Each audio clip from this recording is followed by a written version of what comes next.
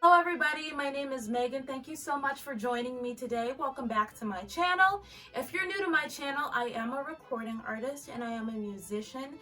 If you'd like to follow me, all my social media links will be down below. However, I would like to remind everybody that it is Black History Month. It is February 1st, 2021. So you know what that means, a new video series. Thank you for joining me on my video series, 28 Days of Black Music History. The reason why I'm doing this series is I've always loved history. However, I feel that there is a need to discuss all of the contributions that Black people across the world have made to music. I find this so interesting, and I'm so excited to share this series with all of you. 28 Days of Black Music History. Happy Black History Month, and I hope you're back for more. Thank you. Thank you so much for joining me, and let's get started on day one. Day one of Black Music History Month, we are going to be talking about none other than Mr. George W. Johnson. Now, I know a lot of people haven't heard of Mr. George W. Johnson.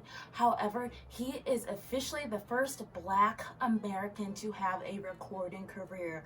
What that means is he's the first Black American to ever have his songs recorded for basically public viewing or public sales. So he's officially the first Black American recording artist.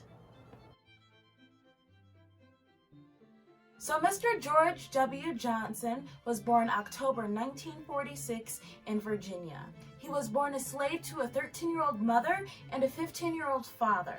Unfortunately, he was split up from his parents at a young age. However, it is known that George was taken away from his mother at a very young age by the slave master, unfortunately. So the slave master, who owned the plantation that the slaves were on, that George was born on, he was a very prosperous farmer. So he was a rich farmer, and he had lots and lots of money, and he took George away from his mother, unfortunately, to be the companion within the house to his son. So the father's son, the slave master, he was a farmer, and he had a son, right? So he took George away from his mom to be the companion to his son, the slave master's son, not George's father's son. I just wanted to clarify that. So the slave master was a farmer. He was rich, okay? He had lots and lots of money. And the slave master decided to take George away from his mother at a very young age to be the companion to his son, the slave master's son, the farmer's son, the rich farmer slave master's son. So basically, George was taken away from his mom at a very young age, and he was kind of raised within the household of this rich slave master's son.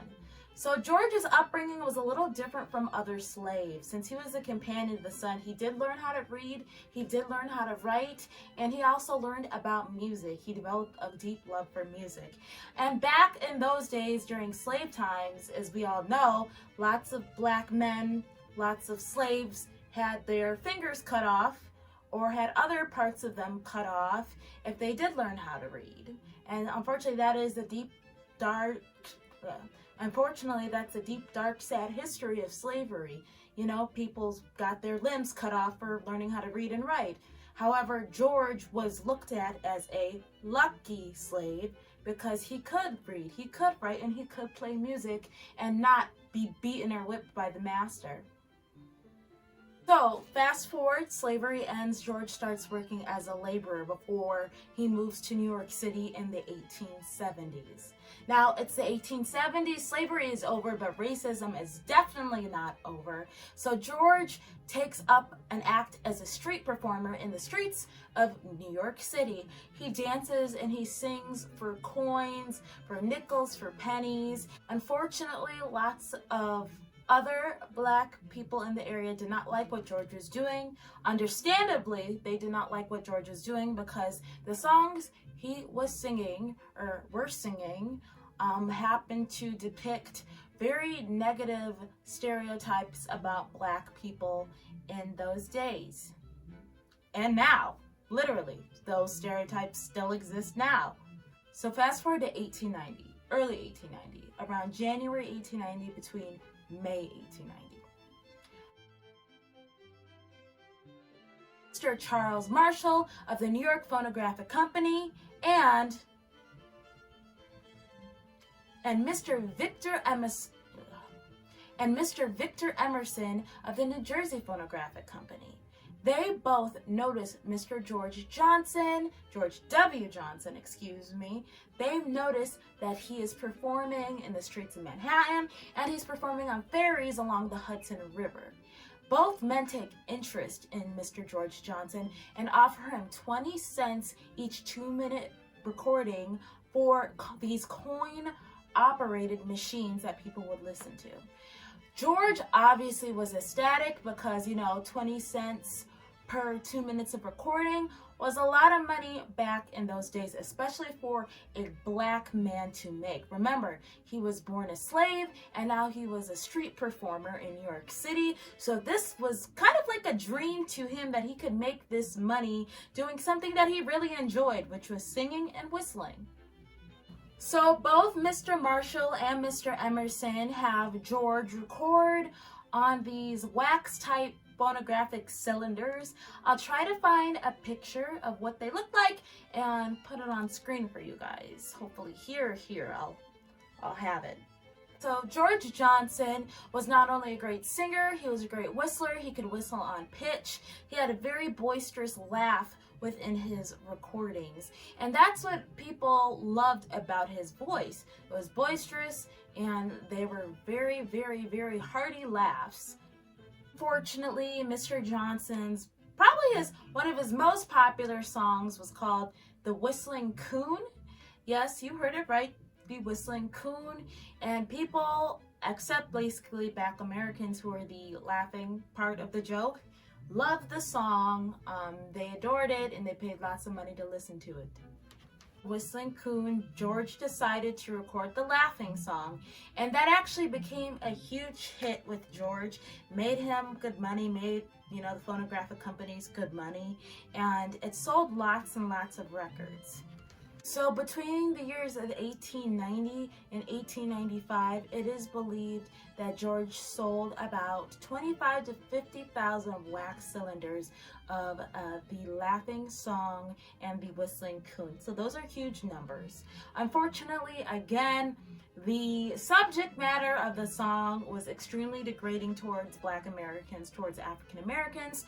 So a lot of the individuals who bought those records from George weren't Black Americans. A lot of times there were people who enjoyed making fun of Black Americans. Actually sold records marketed as himself in the 1890s. Remember, slavery literally just ended like less than 30 years prior? That's crazy. In 1897, George recorded 2 more songs, The Laughing Coon and The Whistling Girl. Yes, Laughing Coon, unfortunately. Those 2 songs, unfortunately, did not sell nearly as many records as the first 2 did. And by 1905, Mr. George Johnson's popularity declined. After Mr. George Johnson would be working as an office doorman for his friend Len Spencer, and for several years before moving back to Harlem. In 1914, at age 67, Mr. George Johnson would unfortunately succumb to pneumonia. Myocarditis, I believe. Is it pronounced myocarditis? I'm sorry, I will put it here, but basically it's inflammation of the heart muscles. Buried in an unmarked grave in Queens, New York at Maple Grove Cemetery. Years after Mr. George Johnson's death, the Library of National Recording Registry included the laughing song. They inducted it in April 2014. 25,000 to 50,000 of those phonographic wax records were sold because of this man. Born a slave, went to New York City to be a street performer, and then became a recording artist. That is a remarkable story. Who thought a born slave in Virginia would become a very I don't want to say respected, but sold artist. Well sold. How do I say it? Not well sold, but somebody who sold lots of records, you know? And somebody who was marketed as a black man. That was the most shocking personally for me.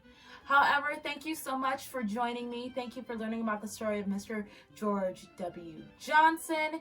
And for day 2 of Black History Month, tell me who I should cover. Tell me who I should profile next. And just to let you know, all the sources for what I'm saying will be included down below in the information box. I used lots of NPR articles for this video today. Thank you so much, guys. God bless you all. Thank you for joining me. And stay tuned for day 2 of our Black Music History Month series. Thank you. Bye.